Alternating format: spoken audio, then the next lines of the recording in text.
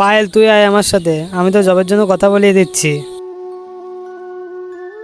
দাদা তো ঘুমাচ্ছে, তুই এক কাজ কর, তুই এখানে 5 মিনিট বস, আমি এক্ষুনি আসছি।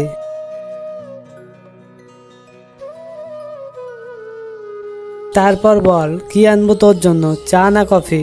আরে না না, এত গরম পড়েছে, এই গরমে চা কফি কে খায়? আর এমনিও তোর দাদা তো ঘুমাচ্ছে। আমি এক কাজ করি, আমি আজকে যাই, অন্য কোনো দিন আসবো, আর তখনই এসে চা কফি খাওয়া হবে, আর চাকরির ব্যাপারেও কথা বলে নেব। আরে কোথায় যাচ্ছিস?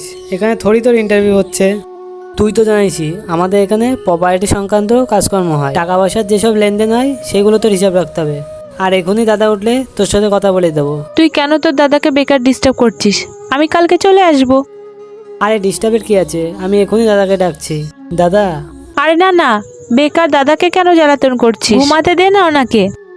তুই ঠিকই বলেছিস, গতকাল রাতে দাদা একটা বিয়ে বাড়িতে গেছিল আর সেই কারণে ক্লান্ত হয়ে ঘুমিয়ে পড়েছে।